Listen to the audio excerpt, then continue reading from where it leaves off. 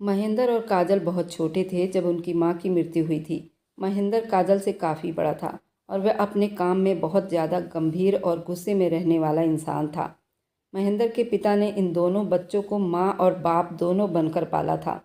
अपने बच्चों की परवरिश में उन्होंने कोई कमी नहीं छोड़ी थी, लेकिन उनका रुतबा, उनका स्टेटस उन्हें बहुत प्यारा था। महेंद्र भी बहुत गंभीर लड़का था। वह भी अपने पिता की तरह ही सोच रखता था। उसने अभी तक अपने जीवन साथी के बारे में कुछ नहीं सोचा था, जबकि उसके पिता चाहते थे कि महेंद्र की शादी हो जाए। उस हादसे ने महेंद्र को इतना बदल दिया था कि वह अपने गुस्से पर कंट्रोल नहीं कर पाया और अपनी बहन के बदले की आग में वह एक ऐसी लड़की पर जुल्म कर बैठा जिसे सोचकर उसके सारे जिस्म में करंट दौड़ जाता था। उस रात सारा न जाने कितनी विनती करती रही, लेकिन उसकी एक नहीं सुनी गई और उसको सारे कपड़ों से आज़ाद करता, उसको हर जगह से लाल करता। वह खुद भी मदहोश हो रहा था, क्योंकि जिस लड़की को वह अपना गुस्से का निशाना बना रहा था, वह लड़की खूबसूरती में चांद को भी पीछे छोड़ती थी। लेकिन वह उसकी खूबसूरती से नहीं, वह लड़की को तोड़ देना चाहता था, क्योंकि उसे अपनी बहन का बदला लेना था। उस रात उसने उसके हर जिस्म को न जाने कितनी बार बेदर्दी से चूमते हुए उसकी चीखों को तेज किया था। वह सिसकियां ले रही थी। अब उस जालिम इंसान से थक चुकी थी।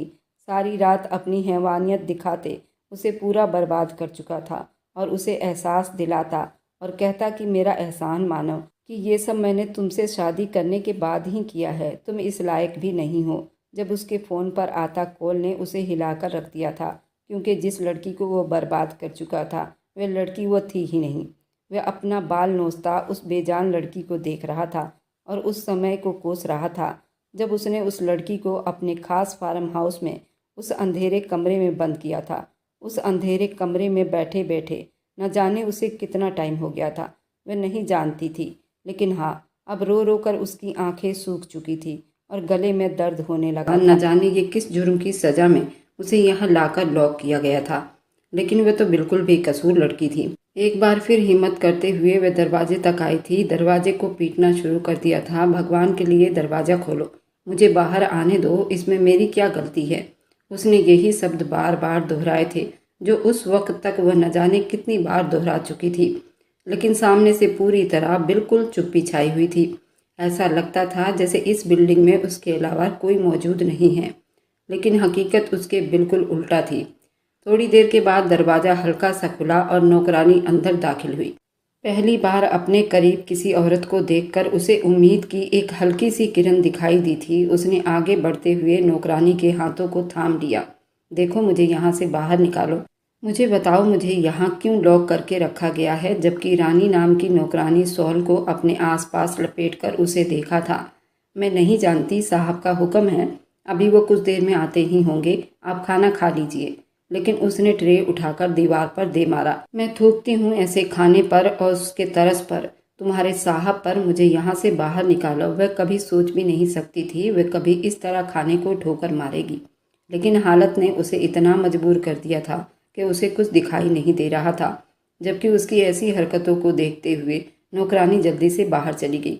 एक बार फिर दरवाज़ा बाहर से बंद हो चुका था और वह चीखते हुए दरवाजे के पास ही लिपट कर बैठ गई थी।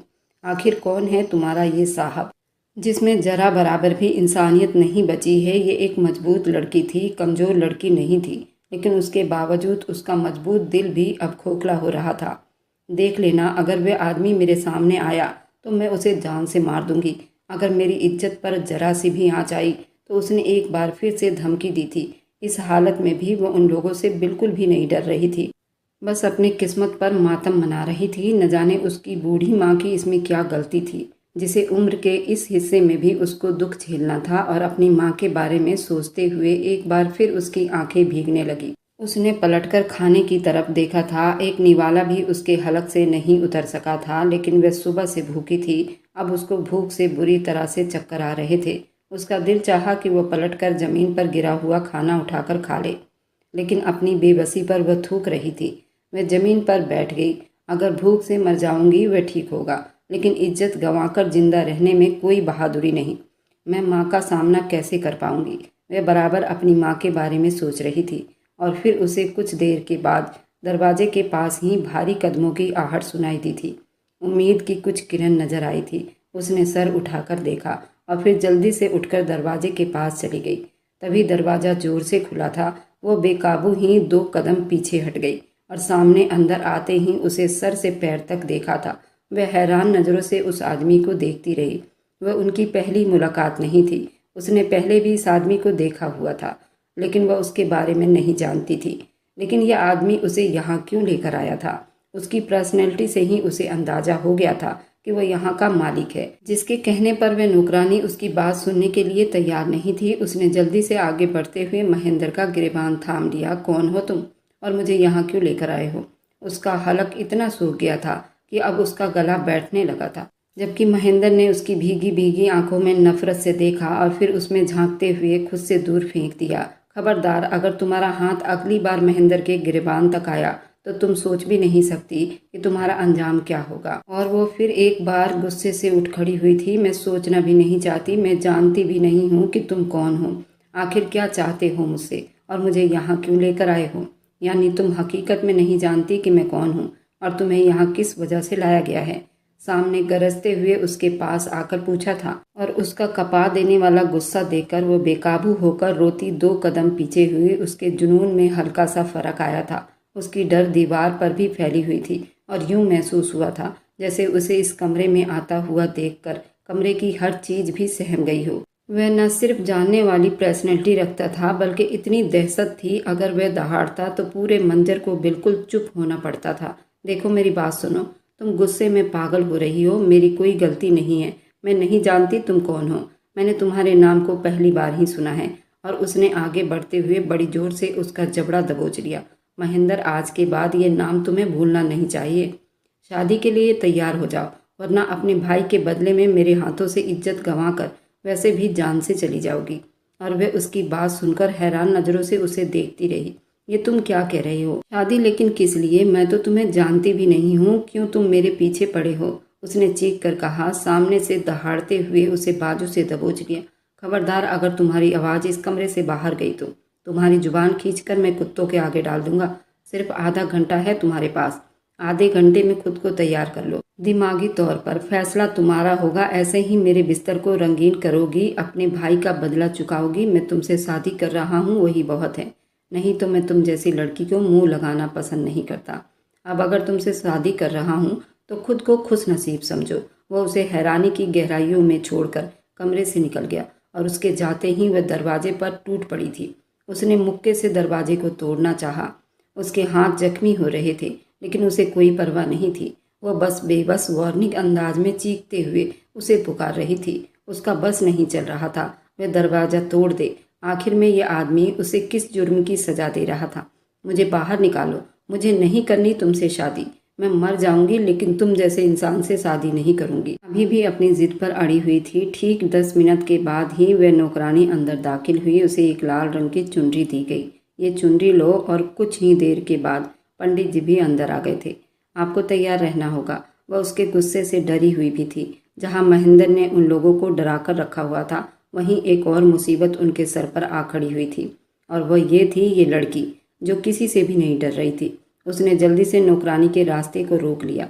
मुझे बताओ, यह आदमी कौन है और ये क्या चाहता है? मैडम जी, मैं तो यहाँ की नौकरानी हूँ। देखिए, मैं कुछ भी नहीं जानती। मैं तो यहाँ नौकरी करती हूँ। मुझे जाने दीजिए। यहाँ भी नैना को कोई सिरा हाथ नहीं लगा। यानी वही होना था जो वह आदमी चाहता था। मुझे यहाँ से बाहर निकाल दो। मैं सारी ज़िंदगी तुम्हारी एहसानमंद रहूँगी। तुम्हें जो चाहिए होगा मैं तुम्हें दूंगी, लेकिन मुझे यहाँ से बाहर निकाल दो। रानी उससे डरती हुई नज़रों से देखती रही। देखो, ये कैद खाना है। यहाँ से बाहर निकलना इतना आसान नहीं। अगर अपनी भलाई चाहती हो तो साहब से शादी कर लो। वे अच्छे इंसान हैं। मैं नहीं जानती उन्हें किस बात का गुस्सा है, लेकिन उनके हाथों में अपनी इज्जत खो देने से अच्छा होगा कि उनसे शादी कर लो। मैं उसके अलावा कुछ नहीं कह सकती। वह भी करीब 30 साल की औरत थी जो उस वक्त उसे समझा रही थी। वो बुरी तरह रो पड़ी। वह अपनी माँ की मर्जी के बिना, अपने भाई को शामिल किए बिना, जो उसकी पूरी दुनिया थे, वह भी ऐसे आदमी के साथ शादी जिसे वह जानती तक नहीं थी, जो अब उसकी इज्जत के साथ खिलवाड़ कर रहा था। उसके साथ शादी करके जिंदगी बिताना कौन सा आसान काम था। वह सुबह से गायब थी और अब रात होने को आई थी। ऐसा कैसे हो सकता है कि उसकी माँ परेशान ना हो? उसके भाई ने उसे हर गली में ना ढूंढा हो? और वह यहाँ शादी करके बैठ जाए। अगर ये रात बीत गई तो उसकी इज्जत पर ऐसा दाग लग जाएगा जो सारी जिंदगी धोने से नहीं उतरेगा, और वह नहीं चाहती थी ये रात बीते। सो मजबूरी में आकर उसे ये करना ही पड़ा था। वह चाहती थी ये शादी करने के बाद उस आदमी से विनती करके वह उसे यहाँ से जाने देगा। आखिर उसे समझ भी तो आए कि वह किस बात का बदला चाहता है मुझसे। सारी जिंदगी इज्जत कमाई थी उसकी माँ ने, उसकी परवरिश में कोई कमी नहीं छोड़ी थी। वह अपनी इज्जत को खोना नहीं चाहती थी। उस आदमी के डर से ही उसे अंदाजा था कि अगर वह मना करेगी तो वह उसकी इज्जत पर हाथ डालने से भी परहेज नहीं करेगा। कुछ ही देर के बाद पंडित जी भी आ गए और कुछ पूजा का सामान लाए थे, और फिर शादी के मंडप को सजाया गया था। पंडित जी ने मेरी शादी उस आदमी से करवा दी थी। आज पहली बार उसके नज़रों में इतना डर उभरा हुआ था, न जाने किस बात पर अड़ा हुआ था। धीरे से उसे सोफे पर बिठाते हुए उसकी तरफ झुकता उसे उठाकर मंडप तक ले गया। पंडित जी ने धीरे धीरे सारी रस्में संपन्न करवाई। ये उसकी किस्मत थी, और इतनी भयानक कि उसने कभी सपने में भी नहीं सोचा था कि उसकी किस्मत इस तरह भयानक होगा। आज का दिन इतना काला था, उसकी ज़िंदगी में पूरी काली स्याही को खोल दिया गया था। वह बिल्कुल बुत की तरह बैठी रही। वह एक बहादुर लड़की होने के बावजूद पहली बार उसका दिल बहुत डर से कांप उठा था। उसकी आंखों से आंसू मोतियों की तरह गिर रहे थे, और पूरा बदन उसका डर के मारे कांप रहा था। उस वक्त उसके हाथ बराबर कांप रहे थे।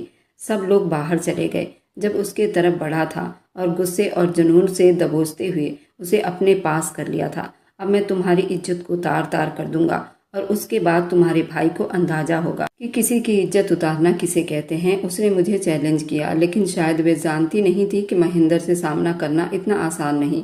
वह उसे अपने पास कर रहा था। वह सिसकते हुए दूर हो रही थी। देखो, मुझे बताओ, मेरे भाई ने आखिर क्या किया है? आखिर तुम किस जुर्म की सज़ा मुझे देना चाहते हो? तुम मिडिल क्लास लोगों की मासूमियत मुझ पर असर नहीं करते। उसने चीखते हुए उसे बेड पर फेंक दिया था। उसने गिरते हुए उसके सामने हाथ बांध लिए। भगवान के लिए रात होने से पहले मुझे घर छोड़ाओ, मेरी माँ मर जाएगी। वह चीखते हुए उसे माफ़ी मांगते हुए कह रही थी जब उस पर झुकते हुए दहाड़ा था। और मेरे बाप का क्या, जिसकी इज्जत खाक में मिल चुकी है? क्या तुम लोगों की इतनी औकात थी कि तुम लोग काजल और महेंद्र का सामना कर सकते थे? काजल के नाम पर वह थम सी गई थी। उसकी आंखों में हैरानी उतर आई थी। हैरानी के साथ साथ बड़ी आश्चर्य भी हुआ था, और उसकी चुप्पी पर वह और ज़्यादा आग बबूला हुआ था। उसे बालों से पकड़कर उसने अपने चेहरे से बिल्कुल नज़दीक कर लिया था। उसकी तपती हुई सांसें उसके चेहरे को भस्म कर रही थी। उसका दिल डर से धड़क रहा था। काजल, उसे क्या हुआ? भगवान के लिए मैं बेकसूर हूँ, मैं कुछ नहीं जानती। बिल्कुल इसी तरह मेरी बहन भी बेकसूर थी, लेकिन तुम्हारे भाई ने न सिर्फ उसे बरगलाया, बल्कि उसे वह कदम उठाने पर मजबूर कर दिया जो वह कभी उठाना नहीं चाहती थी। और अब तुम लोगों से गिन गिन कर मैं बदले वसूल करूंगा। गुस्से से उसकी गर्दन को दबोच लिया, और फिर अपनी हवस को उस पर निछावर करने लगा। उसकी गर्दन पर अपने होंठ रखते ही वो बेबसी से उसे तड़पता देख रहा था, जबकि वो चीखते हुए खुद को छुड़ाने की नाकाम कोशिश कर रही थी। सामने चाहे उस पर हक भी रखता था, लेकिन वह उसे अपने पास नहीं आने दे सकती थी। एक ऐसा आदमी जो उसे सिर्फ बदले की भेंट चढ़ा देना चाहता था, वह उससे अपनी इज्जत की भीख मांग रही थी, लेकिन वह पूरी तरह हैवानियत पर उतर आया था। उस दिन पहली बार महेंद्र ने खुद को मार दिया था। उसने अपने ज़मीर को सुला दिया था। पहली बार हैवानियत करते हुए भूल चुका था कि उसकी फितरत में ये सब कुछ शामिल नहीं है, और ना ही परवरिश में। वह गिड़गिड़ाते हुए उससे भीख मांग रही थी, अपनी इज्जत की भीख मांग रही थी। वह उसे बता रही थी उसकी गलती क्या है, लेकिन वह इस तरह बदले की आग में जल रहा था, इतने जुनून में आ चुका था, उसकी किसी भी बात को नहीं सुन रहा था। जब उसकी चीख हद से बढ़ने लगी तो महेंद्र ने सख्त गुस्से में उसके मुंह पर अपना हाथ जमा लिया। भगवान का धन्यवाद करो कि मैंने इससे पहले तुमसे शादी की है, वरना तुम जैसी लड़कियों को रखेल बनाकर रखना महेंद्र के इंतकाम का हिस्सा था। उसके गुस्से से भरे शब्द और गालियों पर कांप रही थी। उसका हैवानियत अपने जिस्म पर सहन कर रही थी। उस रात नैना ने अपनी जिंदगी काली रात को बिताया था, जिसे वह कभी भूल नहीं सकती थी। उस रात वो बेकसूर होकर भी उस मर्द की हैवानियत को सहन करती रही, मगर उसके चिल्लाने पर भी उस पर तरस न आया। वह पूरी रात उसे बुरी तरह बर्बाद करता रहा। यह हमारे बीच मुलाकात की पहली और आखिरी रात होगी, और उसके बाद तुम्हें सुबह अपने घर पहुंचा दिया जाएगा।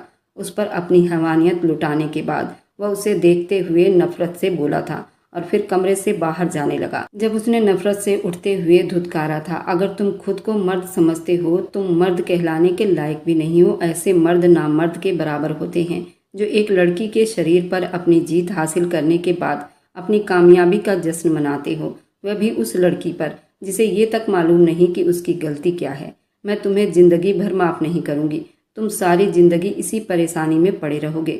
जब महेंद्र ने पलटकर उसके लाल चेहरे को देखा था, एक पल के लिए उसके दिल में डर उभरा था। अगले ही पल उसके दिमाग पर काजल का चेहरा घूम गया था। जो कुछ उस लड़की ने बर्दाश्त किया था ये उसके मुकाबले में कम था। ये सब कुछ उसकी बहन ने भी तो बर्दाश्त किया था। उसकी बात को नज़रअंदाज करते हुए कमरे से निकलता चला गया। जाते हुए उसने नौकरानी से कह दिया था कि उसका खास ख्याल रखे। कल तक वह यहीं रहेगी। उसके बाद उसका जो फैसला होगा उन्हें बता दिया जाएगा। उसे उसके घर छोड़ दिया जाएगा। अब उसका मुंह सीधा हवेली की तरफ था। पूरा रास्ता अब अजीब सी उलझन में बिताया था। वह नहीं जानता था जमीर का बोझ उसे इतना बेकरार क्यों कर रहा था। उसने अपने गुस्से की आग को ठंडा करने के लिए सतेंद्र नाम के आदमी से बदला लिया था। वह उसकी बहन को नोच कर आया था, लेकिन उसके बावजूद भी उसके दिल में लगी आग हल्की नहीं हो रही थी। सिर्फ एक रात की बात थी। कल उसे उसके घर पहुंचाकर डिवोर्स दे दी जाएगी ताकि वे लोग अपनी औकात में रहें। ऐसे लोगों को औकात में रखना जरूरी होता है, वरना ये कंधों पर बोझ की तरह चढ़ने लगते हैं। और सबसे जरूरी काम ये था काजल को सतेंद्र से छुड़वाना। वे जानता था उसे इस हरकत के बाद वे लड़का कभी भी काजल की जिंदगी में दखल अंदाजी की कोशिश नहीं करेगा। उसकी बहन की जिंदगी बर्बाद हो चुकी थी और उसकी कीमत नोटों की कुछ गड्डियां हो सकती थी जिन्हें वह उसे देने के बाद उन लोगों को हमेशा के लिए अपनी जिंदगी से निकाल सकता था। हवेली जाने से पहले वह नैना के घर जाने का इरादा रख रहा था ताकि उन लोगों को अच्छी तरह बर्बाद कर सके। उनके बेटे की सज़ा उनकी बेटी को मिल चुकी है और उसके बाद ही वह हवेली जाने का इरादा रखता था। वह जानता था कि इस हरकत के बाद शाम से पहले उसकी बहन को उसके घर पहुंचा दिया जाएगा। अगर वह अपनी बहन के लिए नैना को ज़बरदस्ती ले आता तो शायद सारी जिंदगी के लिए काजल के ऊपर लगी बुराई उतर नहीं पाएगी। गाड़ी उस कॉलोनी में रोकी थी। उसके चेहरे पर बेबसी छा गई थी, लेकिन अपनी बहन की सुरक्षा के लिए ये कदम उठाना सबसे ज़्यादा ज़रूरी हो गया था। तो वह वहीं पर उतर गया और गार्ड के साथ उस कॉलोनी में दाखिल हुआ था। उसने दरवाजे को धकेलते हुए खुलवाया और वह पुराना लकड़ी का दरवाज़ा खड़ाक से खुल गया।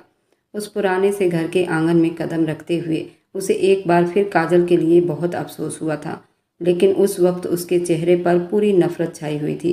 तभी उसने दहाड़ते हुए सतेंद्र को बुलाया था और उस वक्त उसका बाप कमरे से बाहर निकला। करीब 64 साल का बुढ़ा आदमी था जो उसे देखने के बाद एक पल के लिए हैरान सा रह गया। फिर अगले ही पल वह डर से तेजी से उसकी तरफ बढ़ा था, उसके कदमों से लिपट गया था। साहब, जो कुछ हुआ है वो मेरे बेटे की कम अकल की वजह से हुआ है। हम आपके नौकर हैं, आपके खिलाफ जाने का सोच भी नहीं सकते। मैं उसे पताल से ढूंढ कर ले आऊँगा साहब। आज के बाद वह ये सब करने की हिम्मत भी नहीं करेगा। और उसने झुकते हुए उसे कंधे से थाम कर खड़ा कर दिया। आज के बाद सिर्फ आज के शाम तक का वक्त है तुम्हारे पास। मेरी बहन मेरे घर में मौजूद हो और आज के बाद वह तुम्हारे बेटे के नाम से भी नफरत करे। अगर उसने दोबारा मेरी बहन के रास्ते में आने की कोशिश की तो अगला कदम कितना बुरा होगा ये तुम अंदाज़ा भी नहीं लगा सकोगे। उसका चेहरा इस वक्त नफरत और आग की लपेट में लाल हो रहा था और श्याम सुंदर ने जल्दी से उसके सामने हाथ जोड़ दिए। कुछ दिन की मोहलत मांगी है। महेंद्र के आंखों में बहुत हैरानी हुई थी। सामने खड़ा आदमी अपनी बेटी के बारे में क्यों नहीं पूछ रहा था? और फिर उसने खुद ही बता दिया, मेरी बहन काजल मेरे घर में मौजूद होगी, तभी तुम्हारी बेटी को तुम्हारे चौखट पर पहुंचा दी जाएगी। श्याम सुंदर की आंखों में हैरानी उभरी और नासमझी उसके चेहरे को देख रहा था। महेंद्र को उस बात पर बहुत हैरानी हुई थी कि उसके आंखों में इस तरह नासमझी क्यों है। अपनी बेटी की उसने मांग क्यों नहीं की? क्या ये अपनी बेटी के बारे में फिक्रमंद नहीं? जो राज से मेरे कब्जे में है, अपनी बहन का सारा बदला ले चुका हूँ। मैं तुम्हारी बेटी को छोड़ दूंगा। उससे कहो कि वह चुपचाप मेरी बहन की जिंदगी से निकल जाए। लेकिन साहब, मेरी बेटी तो इससे पहले वह अपनी बात पूरी करता जब महेंद्र की पॉकेट में पड़ा मोबाइल बजने लगा और कॉल सुनते ही वो बाहर निकल गया। उसके पीछे ही श्याम सुंदर पीला चेहरा लिए उसकी पीठ को देखता रह गया और फिर आंगन में बैठ गया। उसने हमेशा अपने बेटे को काबू में रखने की कोशिश की थी। वह जानता था हवेली के मालिकों का उनसे कोई मुकाबला नहीं। वह उनके सामने जरा बराबर भी कोई औकात नहीं रखते थे। लेकिन सतेंद्र ने जो कदम उठाया वह उठाने के लायक भी नहीं था और आज उसकी बहन को ये बदला चुकाना पड़ता। श्याम सुंदर ने उसी वक्त अपनी बेटी का सामान पैक करने के बाद उसे अपनी मौसी के घर भिजवा दिया था। वह नहीं चाहता था कि वह यहाँ रहे और महेंद्र की नज़र में आ जाए। वह नहीं जानता था कि महेंद्र किस लड़की की बात कर रहा था। महेंद्र जैसे ही हवेली में दाखिल हुआ, श्रीकांत उसके इंतजार में बैठे थे, लेकिन वह अभी उनसे कोई बात नहीं करना चाहता था। वह सीधा अपने कमरे में चला गया। उस वक्त उसे बहुत ज़रूरी था, सिर्फ और सिर्फ आराम की ज़रूरत थी और आराम में वह किसी को भी दखल अंदाजी नहीं देना चाहता था और ना ही उसके पास कोई तसल्ली भरा जवाब था जिससे वो पिता को तसल्ली में लाता। वो फ्रेश होने के बाद उस वक्त बेड पर लेटा ही था जब उसे कॉल आई थी। मोबाइल बेड से उठाते हुए कान से लगाया। रात भर जागने की वजह से अब उसकी आंखें बंद हो रही थी, लेकिन ये मधुसूदन की कॉल थी और ये मधुसूदन उसका खास आदमी था। जबकि दूसरी तरफ से उसे जो खबर दी गई थी उसे सुनकर उसके पैरों तले से जमीन निकली थी। वह सुन नज़रों से मोबाइल को देखते हुए उठ बैठा। तुम लोग जानते भी हो तुम क्या बकवास कर रहे हो। सोच लो, अगर ऐसा हुआ तो मैं तुम लोगों को जिंदा जला दूंगा। वह दहाड़ा था, जबकि दूसरी तरफ से पूरी चुप्पी छा गई थी। साहब माफ़ कर दीजिए, लेकिन वह लड़की गलती से फार्म हाउस तक पहुंच गई है।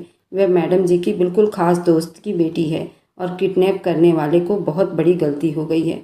उन्होंने उस लड़की की बहन को उठाने के बजाय मैडम जी की दोस्त की बेटी को उठा लिया है, क्योंकि वह लड़की भी सतेंद्र की बहन की सहेलियों में से है। 3 लड़कियों के ग्रुप में ये बहुत बड़ी गलती हुई है साहब जी। मधुसूदन उसके लिए नौकर से कुछ और बढ़कर था। उसने सर को थाम लिया। आखिर वह इतनी बड़ी गलती कैसे कर सकता था?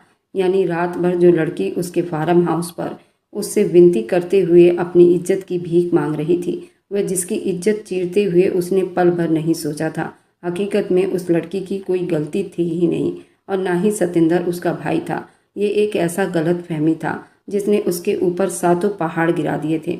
वह कभी सोच भी नहीं सकता था कि ये हकीकत पलटकर इतना जल्दी उस पर आ जाएगा। वह नहीं जानता था वह किस लड़की की ज़िंदगी को बर्बाद कर रहा है। इसलिए उसके करीब आने से पहले उसने एक पवित्र रिश्ते की बुनियाद भी रख ली थी। वह अपनी बहन का बदला लेना चाह रहा था, लेकिन यहाँ सब कुछ उल्टा हो गया था। जल्दी से गाड़ी की चाबियाँ उठाते हुए वो बाहर निकल आया। उसने किसी को बताना जरूरी नहीं समझा था। वह उस वक्त उसके अंदर ज्वालामुखी उबल रहा था। उस ज्वालामुखी के शोर को अपने अंदर समाता हुआ महसूस कर रहा था। आखिर वह इतनी बड़ी गलती कैसे कर सकता था? सिर्फ नफरत के आग में उसने एक बेकसूर लड़की की जिंदगी बर्बाद करके रख दी थी। तेज ड्राइविंग करते हुए उसका मुंह फार्म हाउस की तरफ था। उस लड़की से पूछना चाहता था वह कौन है। वह वहां पर जाकर उसे देखना चाहता था जिस पर अपनी हैवानियत लुटाने के बाद उसे तड़पता हुआ छोड़कर आ गया था। उसकी एक बात तक नहीं सुनी थी। आने के बाद उसकी खबर तक नहीं ली थी। वह किस हाल में है? उसके दिल दिमाग पर इस वक्त एक ही सोच घूम रही थी, उसने किसी और लड़की की जिंदगी बर्बाद कर दी है। फार्म हाउस के दरवाजे पर गाड़ी रोकते भागते हुए नीचे उतरा। गार्ड ने उसे अंदर आते हुए देखा था। आज से पहले उसे इतनी जल्दीबाजी में किसी ने नहीं देखा था। वह हाँफते हुए कमरे की तरफ जा रहा था। उसने किसी की तरफ देखना भी जरूरी नहीं समझा। लॉक पर हाथ रखते हुए उसने लॉक घुमाकर दरवाज़ा खोल दिया, लेकिन अंदर का मंजर उसके पैरों तले से ज़मीन खींच लिए थे। उसने चीखते हुए नौकरानी को आवाज़ दी थी। उसके तरफ भागा था। जो फर्श पर गिरी उसके पैरों तले से ज़मीन निकली थी। उसे सीधा करने के बाद वह फटी फटी नज़रों से उसका चेहरा देखता रहा। उसने कभी सोचा भी नहीं था कि बदले की आग इतनी जल्दी और इतनी दर्दनाक होगी। नैना के पिता की मृत्यु बचपन में हो चुकी थी। वह बचपन से ही अपनी माँ और भाई के साथ ज़िंदगी बिता रही थी, जहाँ गरीबी के बावजूद एक गहरा सुकून था, जहाँ वो बड़ी इज्जत से घर में रहते थे। संतोषी देवी एक बहुत अच्छी शरीफ औरत थी और मोहल्ले में उनकी अच्छी खासी इज्जत थी। सिलाई कढ़ाई बुनाई के अलावा मोहल्ले के बच्चों को ट्यूशन भी पढ़ाया करती थी। अपने बच्चों को स्कूल के खर्च निकाल लेती थी। उनकी बड़ी बेटी नैना, सुभाष उसका छोटा भाई था। उनकी ज़िंदगी की पूरी दुनिया थे। पति की मृत्यु के बाद रिश्तेदारों ने उनसे मुंह मोड़ लिया था, लेकिन अब उनके पास मजबूत सहारे यानी उनके बच्चे एक मजबूत पिलर की तरह उनके साथ खड़े थे। नैना ने अभी कॉलेज ज्वाइन किया था। उसकी पढ़ाई की शुरुआत थी और कॉलेज में उसकी दोस्ती काजल से हुई। काजल एक चंचल चुलबुली लड़की, दोनों के रहन सहन में ज़मीन आसमान का फ़र्क था, लेकिन उसके बावजूद वे दोनों आपस में घुलती मिलती चली गईं और जल्दी ही वह काजल की सबसे अच्छी दोस्त में शामिल होने लगी। काजल का अंदाज़ा बेहद प्यार भरा होता था। गरीबी अमीरी को वह कभी बीच में नहीं लाती थी। हमेशा खुश रहने वाली लड़की थी। उसके नज़दीक बैठे हुए कभी भी उसे इस तरह का कोई एहसास नहीं हुआ था कि वे लोग उसके बराबरी के नहीं हैं, जबकि काजल एक अमीर परिवार से थी जो अपनी इज्जत, शोहरत और रुपए की वजह से मशहूर थी। उनके ग्रुप का तीसरा हिस्सा थी। प्रियंका भी उन्हीं की तरह एक मासूम सी लड़की थी।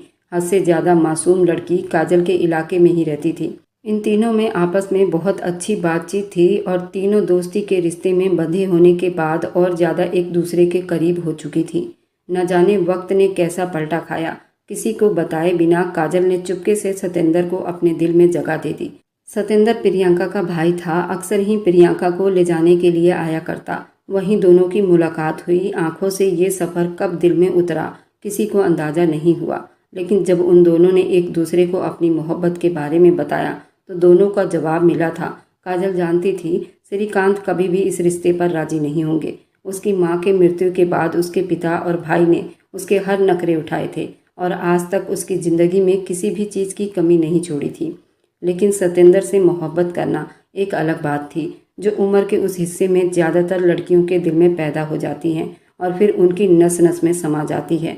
सतेंद्र भी बेहद मासूम लड़का था। उसे कोई फ़र्क नहीं पड़ता था कि काजल हाई फाई सोसाइटी में है और अमीर है और महेंद्र की इकलौती बहन है। उसे सिर्फ फ़र्क इस बात से पड़ता था कि वह उसके मनमोहिनी शकल सूरत वाली लड़की है। उसके दिल को अपना शेर बना चुकी थी, जिसकी खूबसूरत मुस्कुराहट पर वह इस तरह पागल हो गया था। खुद को समझाने और उससे दूर रखने के बजाय वह उससे मिले बिना नहीं रह पाता था। धीरे धीरे प्रियंका को इस बात का पता चल गया था तो उसने अपने पिता को बता दिया था और श्याम सुंदर ने उस पर पूरी निगरानी, रोक टोक लगा दी थी। आज के बाद प्रियंका को लेने के लिए नहीं जाएगा, लेकिन उसके बावजूद वह नहीं रह पाया और अक्सर वह चोरी चुपके कॉलेज के बाहर पहुंच जाया करता था। काजल को भी इस बारे में अंदाजा हो चुका था, लेकिन अब वह ये बात जान गई थी कि वह सतेंद्र के बिना नहीं रह सकेगी। सो उन दोनों की मोबाइल पर बातचीत बराबर होती रहती थी। कुछ महीने तक वे दोनों मोबाइल पर ही एक दूसरे से बात करते रहे। उस बीच दोनों के बीच काफ़ी नज़दीकियाँ बढ़ गई। महेंद्र को अपनी बहन पर पूरा भरोसा था। वह जानता था उसकी बहन कभी भी ज़िंदगी में कोई गलत कदम नहीं उठा सकती और ना ही उसकी परवरिश गलत हुई है। लेकिन शायद दोनों अपनी अपनी ज़िंदगी में एक दूसरे की चाहत में मजबूर होकर इसे भूल चुके थे और ज़िंदगी के जिस दोराहे पर वे दोनों चल पड़े थे उनको एक साथी की ज़रूरत थी जो उसके दुख सुख में उसके साथ खड़ा रहे, जो उसके दिल की हर बात को सुने। ना ही उसकी बात सुनने वाली कोई उसकी बहन थी और ना ही कोई माँ। उसका सारा रुझान अब सतेंद्र की तरफ बढ़ता चला गया और सतेंद्र भी खुद उसके करीब रखने से बाज नहीं आ पा रहा था और आखिरकार अंजाम वह हुआ जो नहीं होना चाहिए था। एक रात महेंद्र जैसे ही उसके कमरे में दाखिल होने लगा तो कमरे से आती हुई आवाज़ों ने उसके पैरों को बुरी तरह से हिलाकर रख दिए थे। वह काफ़ी देर हैरानी से अपनी बहन की बातें सुनता रहा जो उस वक्त शायद किसी लड़के से बात कर रही थी। उस रात काफ़ी देर चुप से उसकी बातों को सुनने के बाद पलट गया, लेकिन अगले ही रात उसने काजल को अपने कमरे में बुलाकर उससे बात की। आखिर वह कौन सा लड़का है जिससे वह रात भर बातें करती रहती है? क्या उसे अपने भाई और पिता की इज्जत का अंदाज़ा नहीं? काजल भाई के सामने सर झुकाए खड़ी रही। अपनी पढ़ाई पर ध्यान दो काजल, अभी तुम्हारी उम्र इन हंगामों में पड़ने वाली नहीं है। ये सब तुम्हें अभी बाद में देखना चाहिए। मोहब्बत, पसंद, सब कुछ बाद में होता रहेगा। वैसा ही होगा जैसा तुम चाहोगी, लेकिन तुम अपनी भविष्य को संवारने की कोशिश करो। वो उसे पास बैठाते हुए मोहब्बत से समझा रहा था। जब काजल ने भीगी पलकें उठाकर अपने भाई के चेहरे को देखा था, भाई, आज तक मैंने जो भी मांगा है आपने मुझे लाकर दिया है। मैं उस आदमी को आपसे मांगती हूँ, क्या आप मना करेंगे? उसकी आंखों में मासूमियत थी और पहली बार महेंद्र का दिल बड़ी बेकाबू से धड़का था। शायद उसकी बहन किसी ऐसे आदमी का चुनाव कर चुकी थी जहाँ से निकलना इतना आसान नहीं था। उसने धीरे से उसकी थोड़ी को सहारा देते हुए उसका चेहरा ऊपर किया। मेरी गुड़िया, अभी तुम बहुत छोटी हो। अभी तुम्हारी उम्र सिर्फ 21 साल की है। देखो, मोहब्बत तुम्हारे बस की बात नहीं। मैं पिताजी को समझाऊंगा, जैसे तुम चाहोगी वैसा ही होगा, लेकिन आज के बाद तुम उस आदमी से कोई बातचीत नहीं करोगी। उस रात उसने काजल को चुप से अपने कमरे में भेज दिया था। वह जानता था कि काजल उसके फैसले के खिलाफ शायद नहीं जाएगी, लेकिन खुफिया तरीके से उसने पता लगवाया था कि वह आदमी कौन है और ये जानकर हैरानी में पड़ गया था कि वह एक गुमनाम से इलाके में रहने वाला गरीब लड़का है। ना ही उसका कोई नाम है, ना ही कोई रुतबा। वह जानता था कि उसके पिता कभी भी राजी नहीं होंगे, चाहे उन्होंने अपने बेटा और बेटी के परवरिश के बीच ये फ़र्क नहीं रखा हो और उनकी परवरिश बहुत अच्छे तरीके से की हो, लेकिन उसके बावजूद वे नहीं चाहेंगे कि उनकी बेटी ऐसी गरीबी की ज़िंदगी बिताए। आखिर उसके पिता एक जाने माने रुतबा रखने वाले इंसान हैं। उनको पॉलिटिक्स में भी हर कोई जानता था। इतने माने जाने आदमी के मामले को उछालने वाले लोग उसके पिता की इज्जत को मिट्टी में मिलाकर रखते थे। उसने बाहर ही सतेंद्र से बातचीत की और उसे समझा दिया था कि वे काजल से दूर रहे, लेकिन सतेंद्र खुद पर काबू रखने वाला इंसान नहीं था।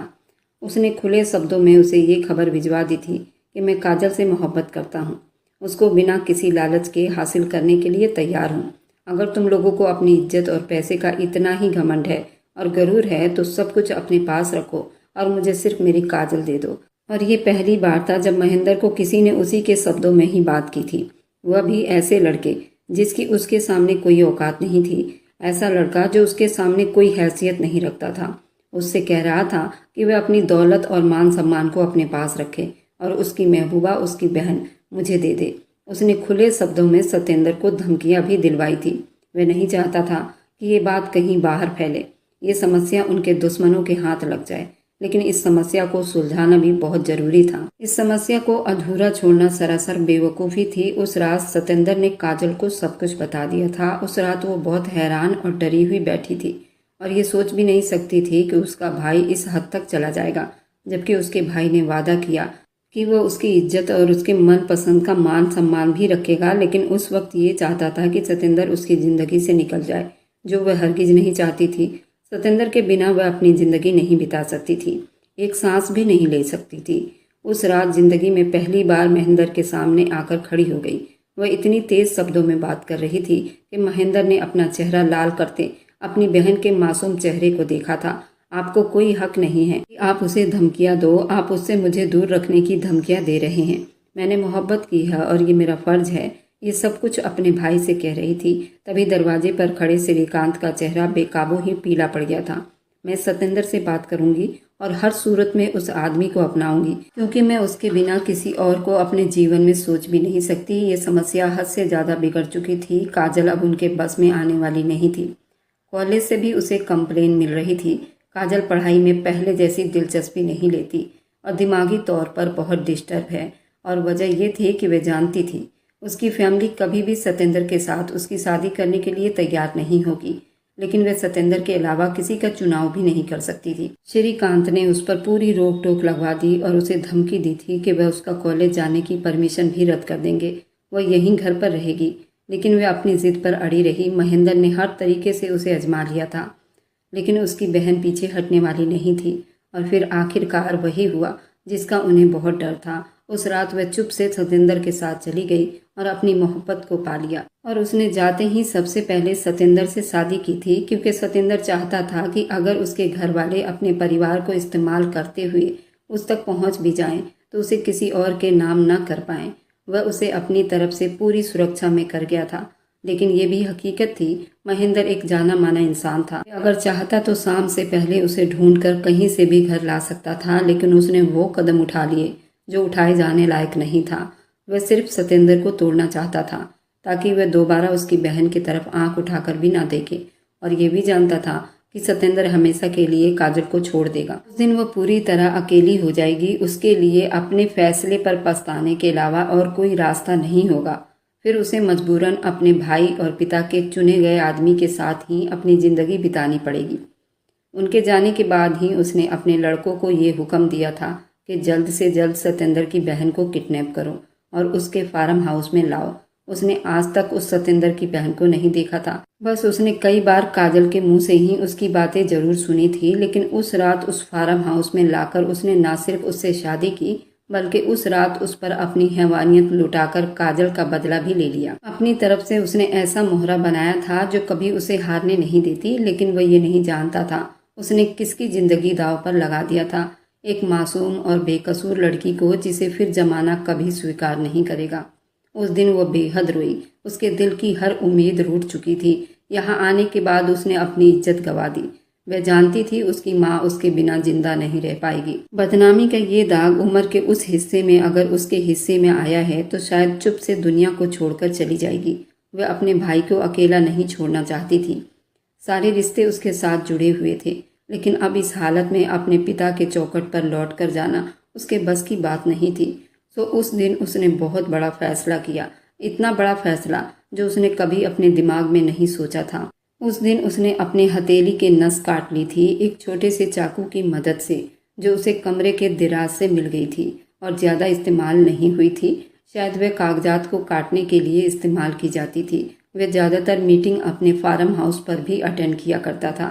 फिलहाल उसे कमरे से उसे अच्छी खासी कागजात के साथ साथ ये छोटी सी छुरी जैसी चीज उसे मिल चुकी थी, जिसे उठाने के बाद नैना ने ये कदम उठा लिया था और उसने उस चाकू से अपनी नस काट ली थी। जब उसे कोई रास्ता नजर नहीं आया था तो उसने ये फैसला कर लिया था कि माँ के सामने इस हालत में जाने से अच्छा है कि वह अपनी जान दे दे। कम से कम ये समाज उसके लिए आवाज़ तो उठाएगा। वह नहीं जानती थी यहाँ से उसे कोई अपनी माँ के पास पहुँचाएगा भी या नहीं, लेकिन ये गुमनाम सी मौत एक बदनाम जिंदगी बिताने से 1000 गुना अच्छा था। सो उसने उस दिन उस गुमनाम मौत का चुनाव करते हुए अपनी नस काट ली और काफ़ी देर रोते हुए भगवान से माफ़ी मांगती रही। वह जानती थी आत्महत्या बहुत बुरी चीज़ है, उसकी आत्मा हमेशा भटकती रहेगी। वह एक बहुत मजबूत लड़की थी, लेकिन समस्याओं ने उसे हद से ज़्यादा मजबूर कर दिया था।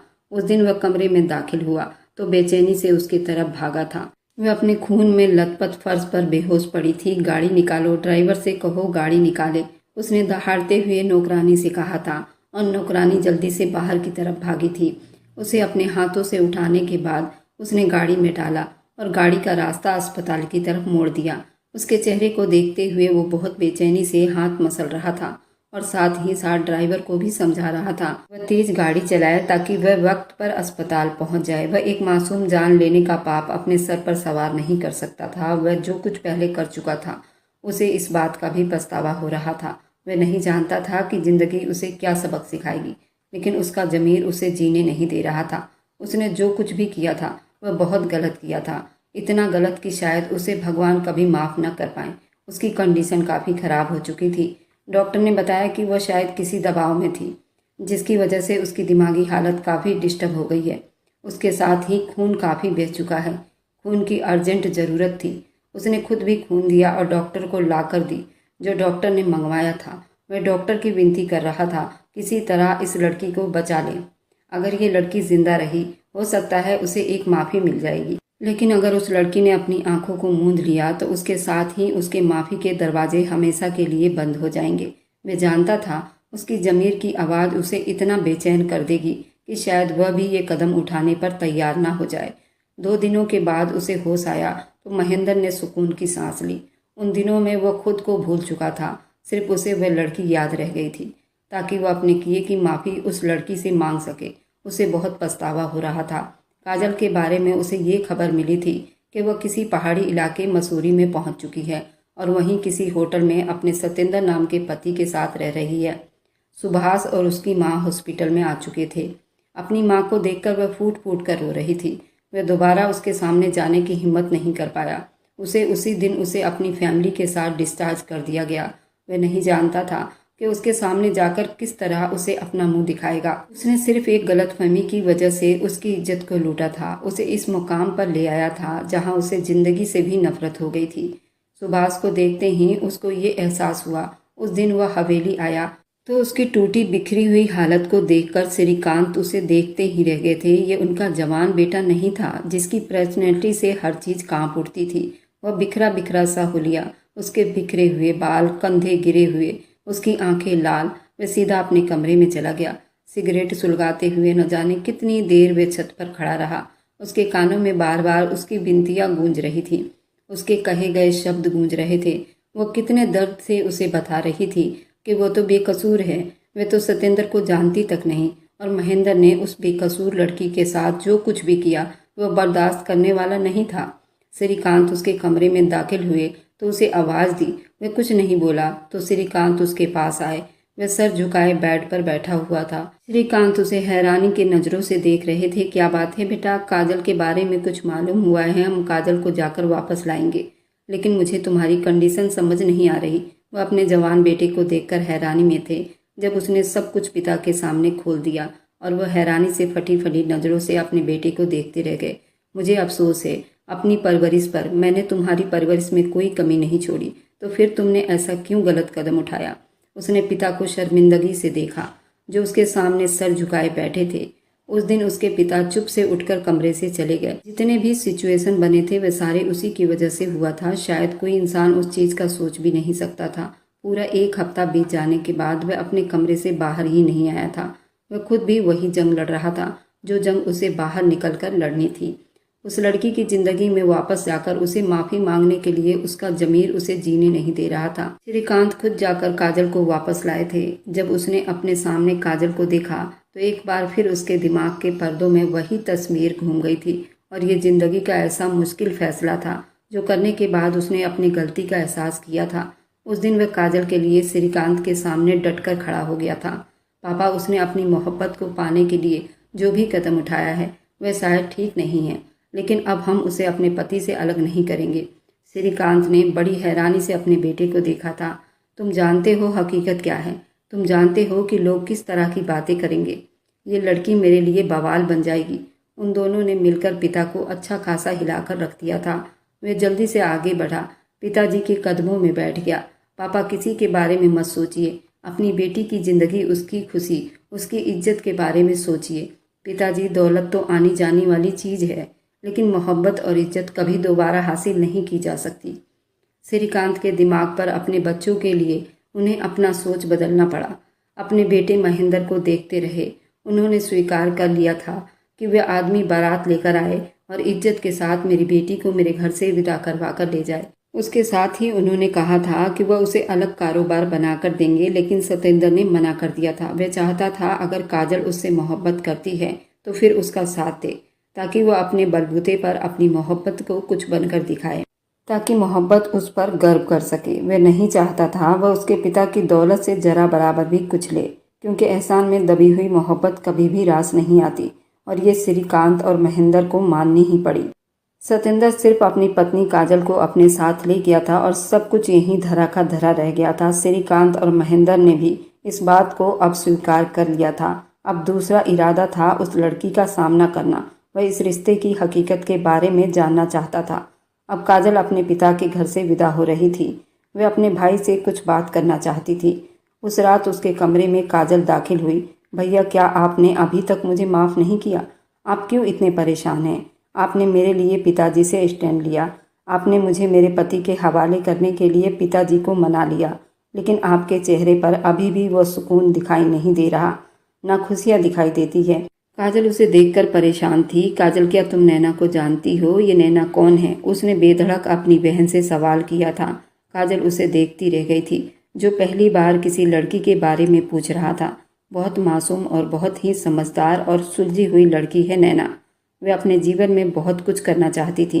उसने कॉलेज में आज तक किसी लड़के को नज़र उठाकर नहीं देखा था। वह दिल लगाकर पढ़ाई कर रही थी। उसे एक अफसर बनना था। अपने माँ का सहारा बनना चाहती थी। उसके पिता की बचपन में ही मृत्यु हो गई थी। लड़की बहुत मजबूत थी। वह दिल लगाकर पढ़ाई कर रही थी। आखिर क्या हुआ भैया उसको? वो पूरे क्लास में टॉपर है और बहुत ही इंटेलिजेंट है। काजल अपने जुनून में वापस लौट आई थी। उस वक्त नैना के बारे में बात करते उसकी आंखें चमक रही थी। अब सामने बैठे उसके भाई ने वह बातें सुनी, जिसे सुनकर उसका मुंह खुला का खुला रह गया। वह अब मेरी पत्नी है, मैं उससे शादी कर चुका हूँ। काजल हैरानी से अपने भाई को देखती रही। ये आप क्या कह रहे हैं भाई? ऐसा कैसे हो सकता है? और फिर वह सब कुछ बताता चला गया। काजल दिल से रो पड़ी थी। उसके एक फैसले ने कितनी जिंदगी को बर्बाद कर दिया था। खास तौर पर सारा नुकसान सिर्फ उस लड़की नैना के हिस्से में आया था। नैना जितने नरम दिल और मेहरबान लड़की थी, वे जानती थी कि उसे कभी भी माफ़ नहीं कर पाएगी। आपने बहुत गलत किया भाई। भगवान आपको कभी माफ़ नहीं करेंगे। इस तरह आप हाथ पर हाथ रखकर बैठेंगे तो शायद इंसानियत के दर्जे से और ज़्यादा गिर जाओगे। आप उसके घर जाइए, उसे मनाकर इज्जत से उसको घर पर लेकर आएं। अब वही आपकी पत्नी है और सारी ज़िंदगी ही वही रहेगी।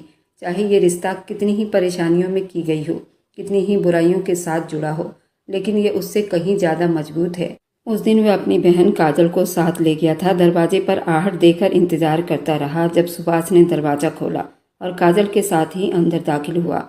उस वक्त वह कमरे से बाहर आ रही थी। उसने हाथ में चाय का कप उठा रखा था। मुरझाई हुई रंगत, बेरंग चेहरा, कंधों के आसपास शॉल लपेट रखा था। उसके बिखरे बिखरे बाल उसके कमर पर आ रहे थे। उस हुलिया में भी वो बेहद मासूम और खूबसूरत लग रही थी। महेंद्र को देखकर चीख उठी थी, आप यहाँ क्या करने आए हैं? सुभाष, इसे धक्के देकर यहाँ से निकाल दो। वह अपने आप से बाहर हो रही थी। मैं जानता हूँ मैं तुम्हारा गुनहगार हूँ। जो भी सज़ा देनी है मुझे दे दो, लेकिन खुद को मत दो। मैं बहुत परेशानी में हूँ, लेकिन अगर तुम खुद को मेरी जगह पर रख कर देखोगी तो शायद हर भाई उस वक्त यही परेशानी से गुजर रहा होता जब उसकी जान से प्यारी बहन किसी बड़ी मुसीबत का शिकार ना हो जाए। और यही मैंने सोचा था, उसके अलावा कुछ नहीं। और उसके कहने पर नैना ने आगे बढ़ते हुए उसके मुंह पर जोरदार थप्पड़ मार दिया था।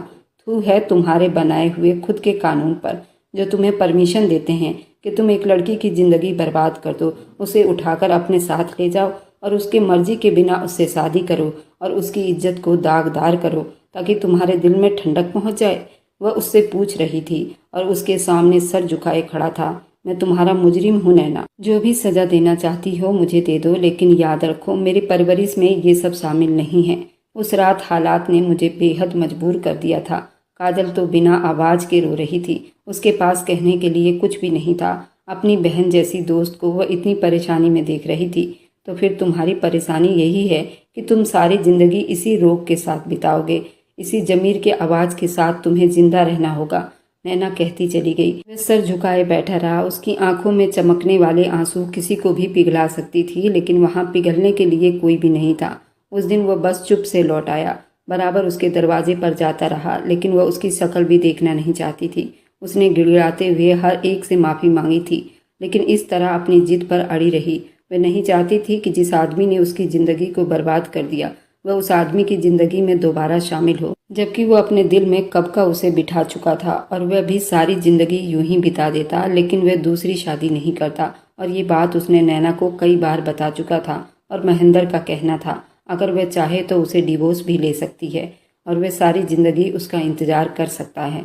महेंद्र को एक आस जरूर थी कि वो मुझे कभी न कभी माफ़ कर देगी। इसी तरह इस बात को 6 महीने बीत गए और आज काजल की गोद भराई थी और ये रस्में महेंद्र ने अपने घर करवाया था। काजल ने भी इतनी कोशिश की थी, लेकिन नैना किसी की भी बात मानने के लिए तैयार नहीं हुई थी। वह ये रिश्ता नहीं करना चाहती थी। वह उस आदमी से छुटकारा पाना चाहती थी जो उसके सपनों का महल तोड़ गया था। उसने कॉलेज जाना भी बंद कर दिया था। वह पूरी तरह अपनी जिद पर अड़ी रही। उसने सोच लिया था वह कभी उस आदमी को अपनी ज़िंदगी में दोबारा नहीं आने देगी जिस आदमी ने उसे औरत समझने से ही मना कर दिया था, बल्कि एक हैवान की तरह उसे नोचता रहा। लेकिन उस दिन उसे एक आने वाली उल्टी ने उसे महसूस करवाया था वह अब अकेली नहीं है। उस आदमी की जिम्मेदारी और एक नन्ही सी अमानत भी उसके साथ उसके पेट में जन्म ले रही है। वह कितनी ही देर रोती रही। ऐसी लड़की जिसने अपनी ज़िंदगी की शुरुआत एक हसीन सपना देखा था, लेकिन उसकी हकीकत इतनी भयानक थी उसने कभी नहीं सोचा था। काजल ने बार बार जाकर उसके दरवाजे पर माफ़ी मांगी थी, लेकिन शायद उसने एक बहुत अच्छी दोस्त को भी खो दिया था। उस दिन उसकी गोद भराई थी। पीले कलर के कपड़े में खुद को बेताबी से देखती रही। आखिरकार उसने उस आदमी को और उसके निशानी को पा ही लिया था जो उसकी धड़कनों पर कब्जा किए हुए था, जिसके बिना जीने का वह सोच भी नहीं सकती थी। उसने अपने पिता को राजी कर लिया। महेंद्र अपने छोटे मोटे कामों में बिजी था, लेकिन उसके दिल में मची हुई हलचल वैसे ही ठहरी थी। उसने ये कह दिया था कि उसकी पत्नी हमेशा वही रहेगी, लेकिन ये बात कोई नहीं जानता था कि वह अब माँ बनने वाली है, और ना ही उसने किसी को ये बात बताया था। उस दिन संतोषी देवी ने उसका सर अपने गोद में रख लिया था और ममता भरा प्यार उसके माथे पर छोड़ दिया। शायद ये सब कुछ तुम्हारी किस्मत में लिखा हुआ था बेटी। अपनी किस्मत को मत हराओ। अगर तुम ऐसा कुछ भी सोचोगी तो तुम एक और गलती करोगी और अब शायद किसी गहरी खाई में गिर जाओगी। मेरी जान, खुद को ना सही लेकिन छोटी सी जान को अपने खून से दूर मत रखो। उसकी माँ उसे समझाती रही। वो बस चुप से सुनती रही। क्या ये सितम कम था? वह एक बच्चे की माँ बनने वाली थी, वह भी उस सूरत में जब उसका कोई भी सपना पूरा नहीं हुआ था। और आखिरकार उस दिन उसने हार मान ली। महेंद्र किसी का भी चुनाव कर सकता था। अगर उस दिन उसके ज़िंदगी में नैना ना आई होती, वह उसे बदल देगी। वह कोई भी पाप अपने सर नहीं लेना चाहती थी। वह नहीं चाहती थी इस मासूम सी जान को वह अपनों से दूर करे, उसे भी उस बदले की भेंट चढ़ा दे जिस बदले की आग बिना गलती के पड़ चुकी थी। हरे रंग के शानदार लहंगे में वह अंदर दाखिल हुई। सबसे पहले काजल ने उसे देखा था और खुशी से चीख पड़ी थी। उसे गोद भराई की खुशियाँ दुगनी हो गई थी और यूं जज्बात से चीखी तो महेंद्र ने पलटकर उसे देखा और फिर देखता ही रह गया। सामने मौजूद लड़की गजब ढा रही थी। मेकअप की सजावट ने उसे और खूबसूरत बना दिया था कि कोई भी उस पर से नज़र नहीं हटा पा रहा था। वह कितने ही देर बेकरारी से उसे देखता रहा, लेकिन उसने खुद पर पहरे बिठा लिए थे। वह नहीं चाहता था उसकी ज़िंदगी में बिन वजह दाखिल हो जाए, जबकि वो यहाँ समस्याओं को सुलझाने आई थी। फंक्शन ख़त्म होने के बाद काजल को सतेंद्र के साथ विदा कर दिया गया था।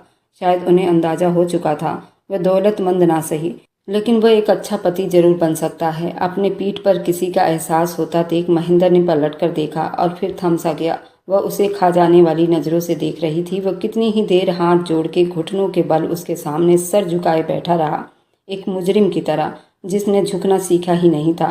अब पत्नी के सामने सर झुकाए बात कर रहा था। मैं तुम्हें हमेशा हर बुरी नज़र से बचा कर रखूंगा और मुझे आजमाने के बाद तुम मेरी सारी गलतियों को माफ़ कर दोगी। उसने खुद ही बात शुरू की। मैं वो परवाना लेकर साथ आई हूँ महेंद्र। मुझे उम्मीद है वो परवाना देख लेने के बाद तो दोबारा किसी की तरफ पलटकर नहीं देखोगे। महेंद्र की नज़रों में हैरानी उतर आई थी। अगले ही पल उसने हाथ उठाते हुए अपने पेट पर रखा था। उसकी आंखों में चमक थी, सुकून, भरोसा था। वह हैरानी और आश्चर्य से अपनी पत्नी को देखता रह गया। उसने गलती की और अपनी गलती की माफ़ी मांगी। भगवान ने उस पर अपनी कृपा कर दी थी और वह पिता बनने वाला था। और सबसे बड़ी बात यह थी कि वह लड़की उसके रिश्ते को स्वीकार करने के लिए राजी हो चुकी थी। मैं वादा तो नहीं करता, लेकिन कोशिश करूंगा कि तुम्हें ज़िंदगी के हर एक खुशी ज़रूर मिले। इसके बाद तुम किसी भी खुशी की इच्छा करनी छोड़ दोगी। महेंद्र उसके सामने बेकरार हो गया। महेंद्र उसके सामने बिल्कुल तड़प उठा था। वह हल्का सा मुस्कुराई। तो फिर कब ला रहे हैं ससुर जी को हमारे घर, ताकि मैं अपने ससुराल जाऊं? बेकाबू होकर महेंद्र के चेहरे पर मुस्कुराहट बिखर गई। जब आपका हुक्म होगा मैं उसे अपने सर आंखों पर रखूंगा। वह हल्का सा झुका था और यकीन करिए रिश्तों के लिए झुक जाना कोई बुरी बात नहीं होती। और आज नैना और महेंद्र मिल चुके थे। महेंद्र कई रातों तक सिर्फ नैना से माफ़ी मांगता रहा। फिर एक रात नैना ने ही उसे माफ़ कर अपने सीने से लगा लिए।